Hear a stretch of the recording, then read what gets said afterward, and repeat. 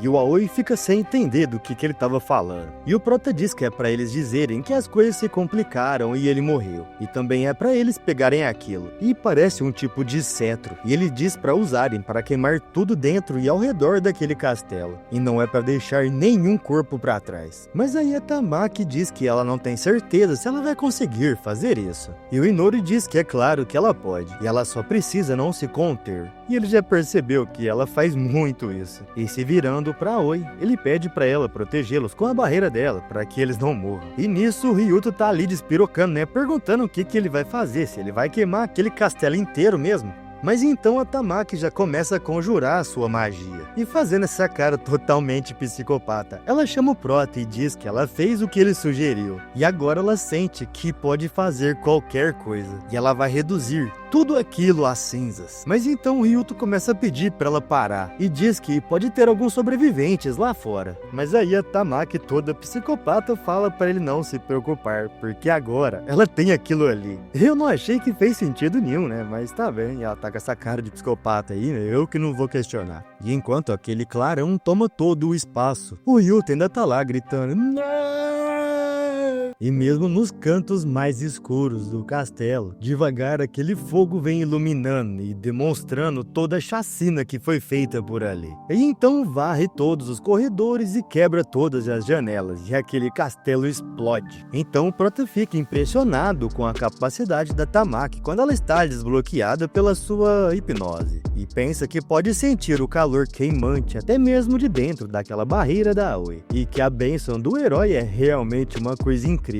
Então o Prota olha pro lado, observando no Ryuto, e diz que, quanto a ele, o Prota vai mandá-lo numa missão para revelar a verdade. E é possível ver o castelo queimando até de longe lá na cidade. E todos os aldeões começam a ver aquilo impressionados. Então nos é mostrado uma garota de frente àquela chama. E provavelmente é a princesa vendo toda a sua história ser queimada diante de seus olhos. E pelo jeito agora ela tá de cabelo preto, hein, rapaziada? E lógico, né, que lembrando da sua irmãzinha.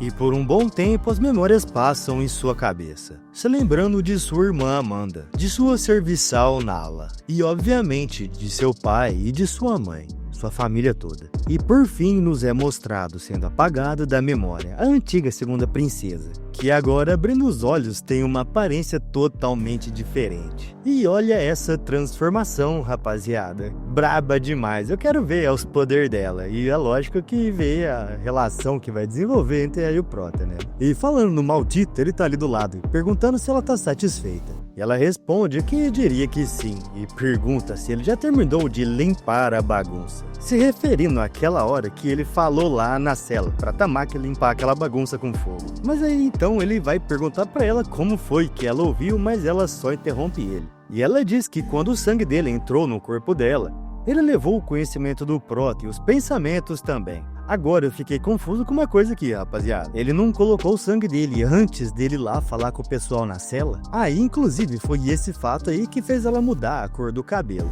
Então ele pergunta se isso é sério, e se essa foi a primeira coisa que ela notou depois de voltar da morte. E pergunta se tornar um familiar muda o senso de prioridade de alguém. Então ela responde que não tem certeza disso, mas ela se sente ligada às palavras, ações e aos processos de pensamento do Prota. Então, provavelmente, ela não vai poder desobedecer ele e nem lhe causar dano. Então tá explicado, né, aquela baboseira que eu fiquei falando ali atrás. E aí ele pede pra ela dar a mão a ele, e ela só responde que ok. E depois enfia a mão na cara dele e sai bufando, toda envergonhada. E ele fica lá com aquela cara lapada no chão. Mas aí o Prota fala que ele tem certeza que isso aí não é tão ruim assim. E ela vira pra trás com essa cara de marrenta dela. E aí ele diz que aquela cor também combina com ela. E olha a carinha dela, rapaziada, agora. Só que aquela história de dar dano, eu não sei não, né? Porque eu acho que o Prota tá com dor ali, viu? Mas aí ela dá essa risadinha aí, né? Já entregando os pontos. E ainda de costa, ela diz que ele tem razão. E teve coisas que ela conseguiu e ela é muito grata por isso. E graças ao Prota, agora ela tem vida e tem alguma liberdade. E acima de tudo, ela tem um objetivo.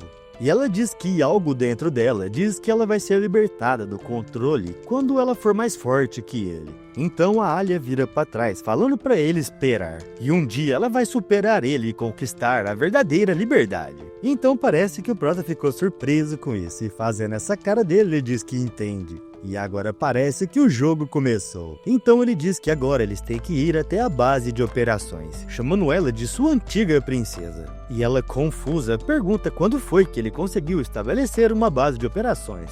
E ele responde que é uma longa história, mas que provavelmente lá é mais seguro do que qualquer cidade vizinha. Então agora parece que eles estão naquela barreira que protegia o lugar da Fenrir lá. E a Alia agora está surpresa com o que está vendo, porque diante dela tem uma casa de madeira, até que muito bem construída. E aí ele diz que eles vão aperfeiçoar as habilidades dele e vão discutir o futuro ali naquele lugar. Mas aí ela fica questionando, né, perguntando quando foi que ele construiu isso. E ele responde que aquilo sempre esteve ali, só que em um estado ruim. E de alguma forma, quando ele usou suas habilidades de armas artesanais nele, ele ficou daquele jeito ali, novinho em folha. E ela pergunta se então ele estava dizendo que aquela cabana agora era uma arma. Então ele responde que basicamente aquela ali era a fortaleza de batalha agora. Então provavelmente sim, né? E ela acha que aquilo ali não faz sentido. E aí ela fica perguntando se aquele quarto não era um pouco pequeno para 2 pessoas. Mas ele diz que imagina que sim, né? Era óbvio comparado ao castelo dela, né? Mas aquela era a vida dela agora. E era melhor ela se acostumar com ela bem rápido. Só que ele vai encontrar outra cama, e ela olha com essa carinha avermelhada, e senta do lado dele bem pertinho e fala que de qualquer forma, ela nunca pensou nela mesma como membro da família real. E além do mais, ela não se importa de dormir juntinho dele desse jeito. E ela deve a sua vida a ele, mas ela quer pagar aquela dívida agora. E esse tapado tá com essa cara de inerte dele aí. E ela tá lá falando que aquela era a única forma de retribuir a ele. E ele continua lá com aquela cara de inerte. E o prota diz que a oferta voluntária dela não estava no cartão de bingo dele agora. Então ela diz que está pronta, então ele pode tirar. E aí ela fecha o olho meio trêmulo e meio vermelhado ali. E sua roupa cai ao chão e ela pergunta se aquilo é o suficiente para ele. Então o Inori começa a ativar o seu olho vermelho. E ativa juntamente a sua habilidade Craft Weapon, colocando a mão na roupa da menina. Então o cara cria um vestido ali que eu acho que é um vestido de batalha. Rapaziada, vocês não vêm criticar o prota não, porque essa situação aí é diferente. Afinal, isso aí era só um jeito de pagar ele, né? E ó, se vocês aceitassem isso, vou te falar, vocês é tudo uns pervertidos. E ele responde que tá pronto. E ela meio surpresa, sem entender muita coisa, pega aquele vestido se cobrindo. E ele diz que a mente dela estava no chão, porque as roupas dela estavam todas esfarrapadas. E além disso, ele acha que ela entendeu mal a parte onde ele disse que ela seria vinculada a ele. E isso não funciona assim. E além disso, ele também tem o direito de escolher o parceiro dele. Ou parceira, né? Não sei. Se bem que eu tô achando que esse prota aí quer um parceiro mesmo. E tudo bem, tá? Nada contra. Só mencionando aqui. E ele dá uma zoada nela, repetindo o que ela disse. Essa é a minha única forma de te pagar de volta. E dá uma casteladinha. E ele conclui dizendo que admite que ela tem muita confiança. E a coitada não sabe onde enfia a cara agora, rapaz.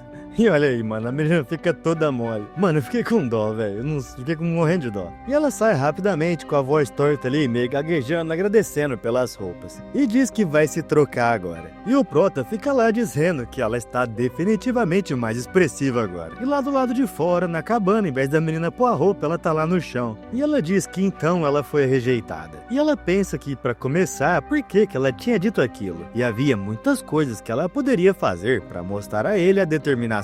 E ela pensa que talvez ela queira ser punida por ter abandonado a nação e ter sobrevivido sozinha. E o prota aparece dizendo que isso queria dizer que dormir com ele era uma punição. Mano, quanto mais eu narro, pior fica. E é claro que a menina leva um susto, né? E ele diz que não vai mentir, mas aquilo dói um pouco. E ela, desesperada, começa a explicar que ela ainda estava processando tudo e era para ignorar o que ela tinha acabado de dizer. Mas é para ele saber que verdadeiramente ela é grata por ele ter salvado ela. Mas aí o prota provoca, né? Dizendo que agora ele não tem certeza se pode confiar nela. E ela responde que é isso que ela tá querendo dizer, agora ela não tá sendo ela mesma. E ela até pode ter abandonado a sua humanidade para sobreviver, mas ela não se arrepende. Então o prota olha pro lado, dá uma pensada e pergunta se nesse caso ela poderia ajudar ele no experimento. E ela bem animadinha responde que é claro, ela vai fazer qualquer coisa que ela puder para ajudar. E enquanto mexe no sistema com essa cara de tapado dele, ele diz que roubou algumas habilidades dos inimigos no castelo hoje. E uma delas parece difícil de aprender sem ajuda. E quando ela pergunta qual que é essa skill, ele responde que é a habilidade de intimidade.